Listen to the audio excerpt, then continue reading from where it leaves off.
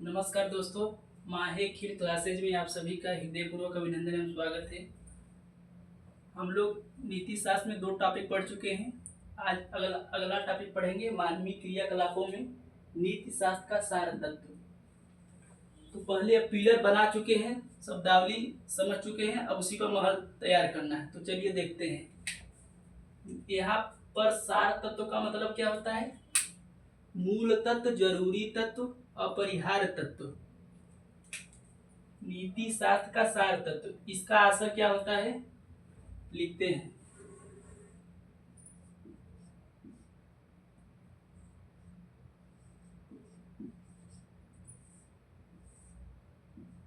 पहला पॉइंट,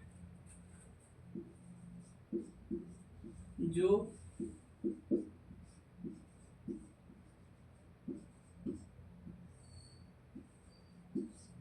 नैतिकता की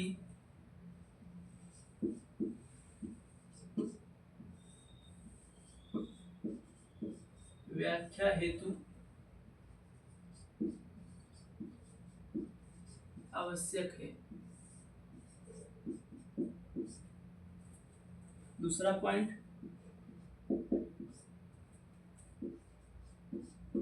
जो नैतिकता की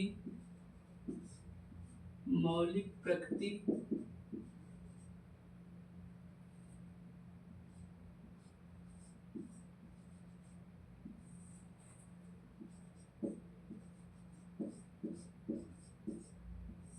से संबंधित हो।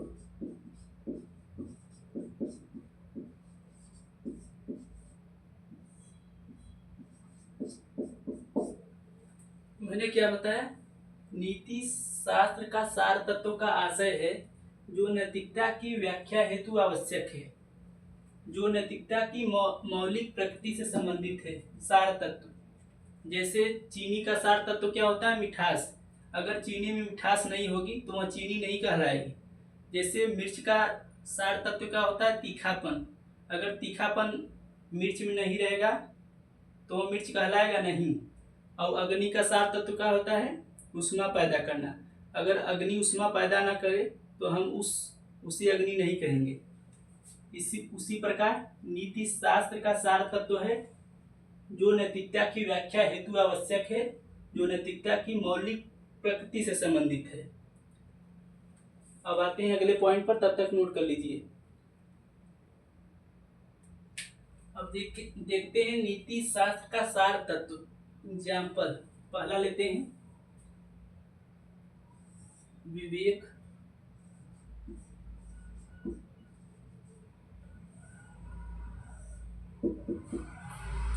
लिखते हैं विवेक मानव का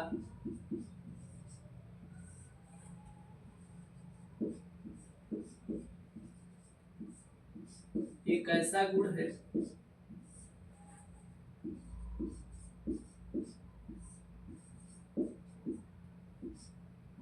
जिसके कारण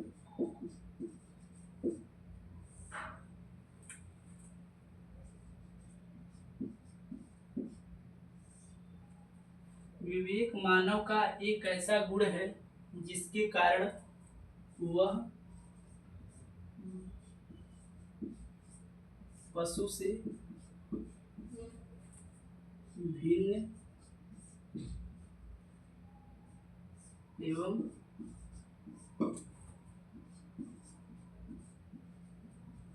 श्रेष्ठ समझा जाता है।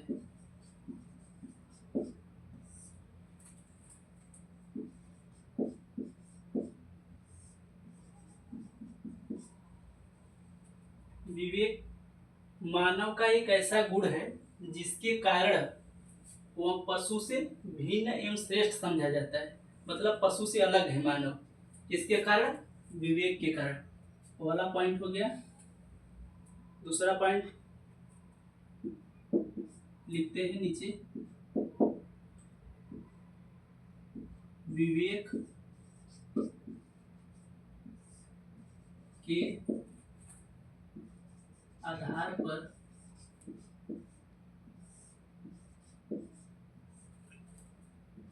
मानव, थोड़ा सा देखिए, विवेक के आधार पर हम यह जान पाते हैं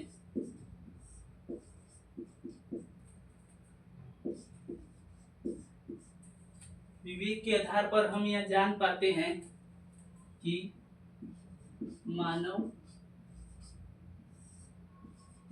का कौन सा कर्म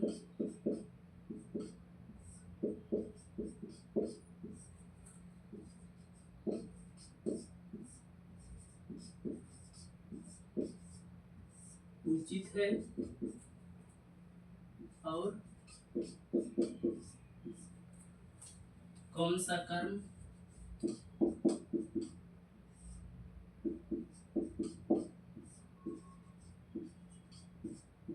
अनुचित है।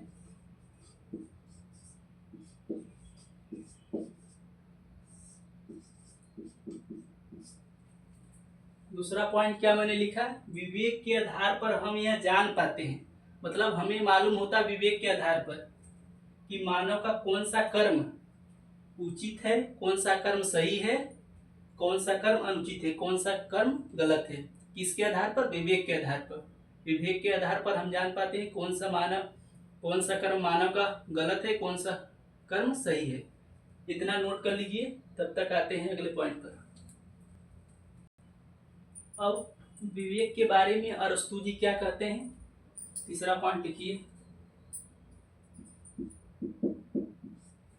अरस्तु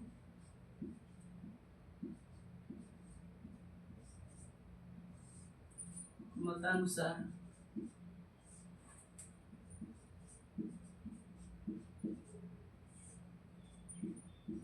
विवेकशीलता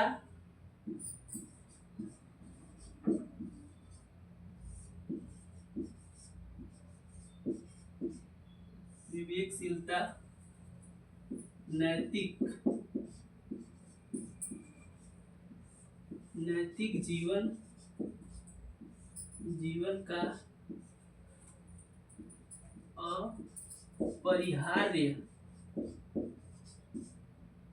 अपरिहार्य सत्य है। अरस्तु जी कहते हैं विवेकशीलता नैतिक जीवन का अपरिहार्य सत्य है। मतलब जिसके जीवन में सत्य नहीं है उसका जीवन क्या है? खराब है। किसके अनुसार? अरस्तु मतानुसार। अब आते हैं दूसरे पॉइंट पर, तब तक नोट कर लीजिए।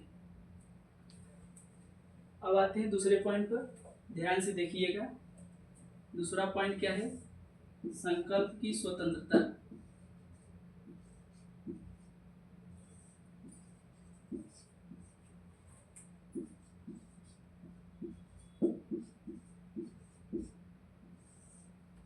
संकल्प की स्वतंत्रता।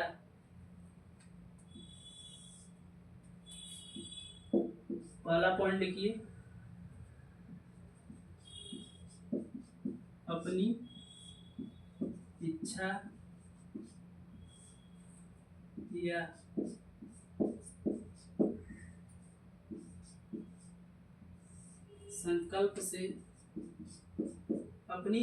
संकल्प से किसी कार्य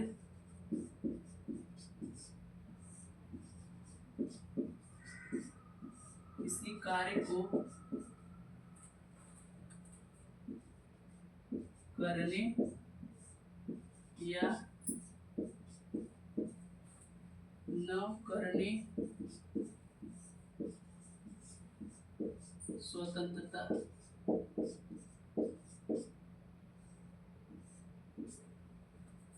संकल्प की स्वतंत्रता किसे कहते हैं?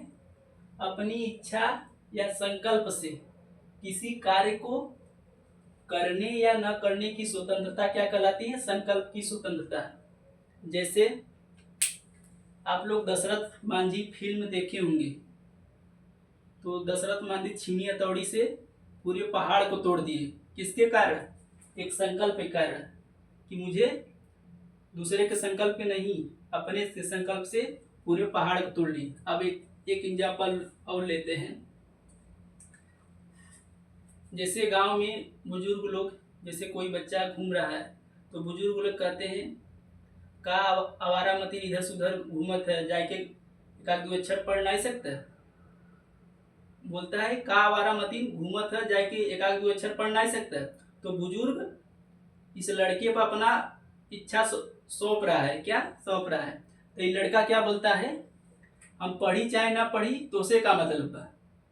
तो अपनी इच्छा से बोल रहा है, किसके, न कि दूसरे इच्छा से।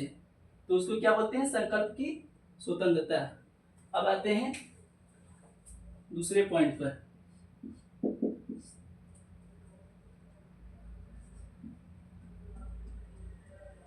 संकल्प की स्वतंत्रता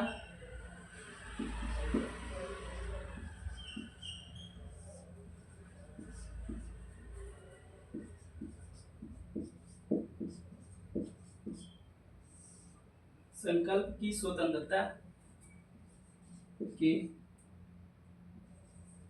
के आधार पर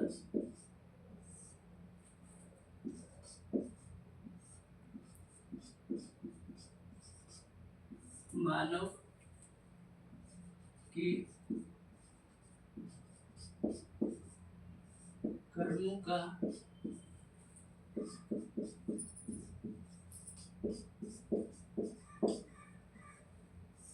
संकल्प की स्वतंत्रता के आधार पर मानव के कर्मों का निर्धारण किया जाता है।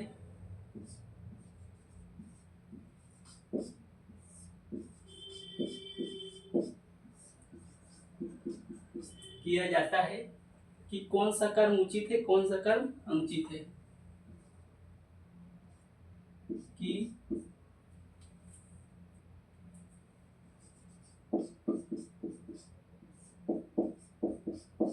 कौन सा कर्म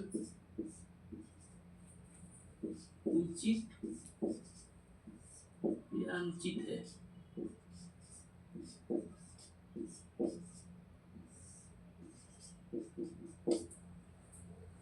संकल्प की स्वतंत्रता के आधार पर मानव के कर्मों का निर्धारण किया जाता है कि कौन सा कर्म उचित है, अनुचित है। किसके कारण?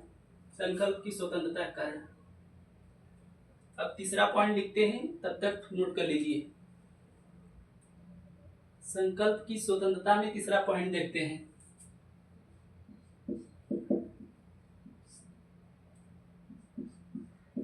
नैतिकता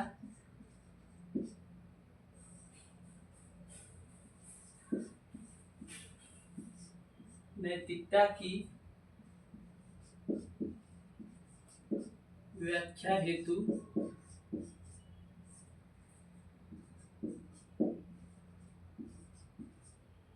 संकल्प की स्वतंत्रता का होना आवश्यक है। मेरी बातों पर ध्यान देना। नैतिकता की व्याख्या हेतु, किसकी व्याख्या हेतु? नैतिकता की व्याख्या हेतु संकल्प की स्वतंत्रता का होना आवश्यक है।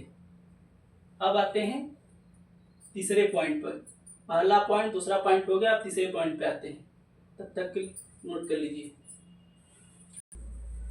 अब तीसरा पॉइंट आते हैं सद्गुण। क्या?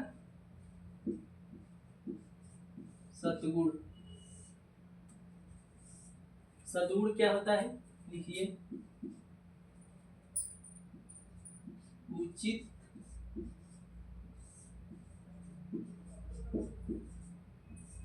कर्मों के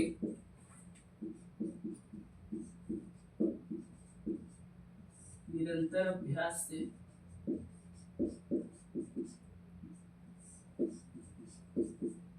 उचित कर्मों के निरंतर अभ्यास से मानव में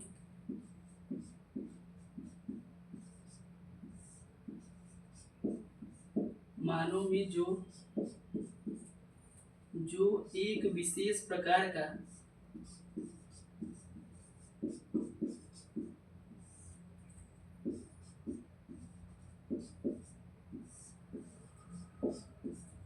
नैतिक गुण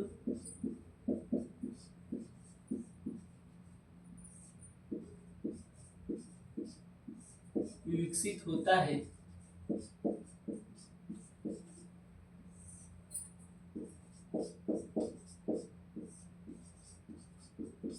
उसे क्या कहते हैं? सतगुण। उसे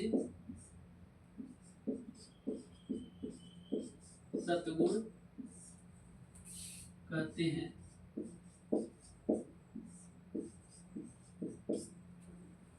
प्लेटो के अनुसार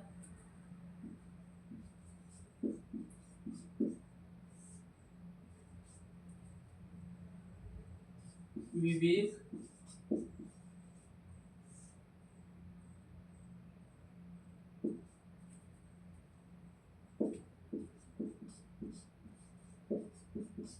साहस संयम एवं न्याय।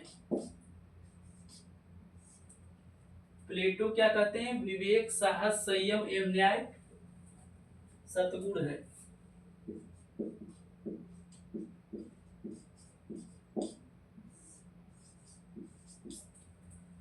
अब आते हैं चौथे पॉइंट पर, तब तक नोट कर लीजिएगा। अब हमने पिछली क्लास में क्या बताया था? मूल्य के बारे में बताया था और कर्तव्य के बारे में।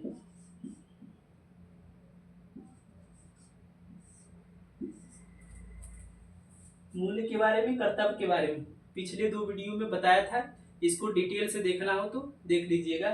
अब ये भी नीति शास्त्र का सार तत्व कहा जाता है, मूल्य कर्तव्य। आज के लिए बस इतना ही। फिर मुलाकात होगी अगली क्लास में। तब तक के लिए तहे दिल से धन्यवाद।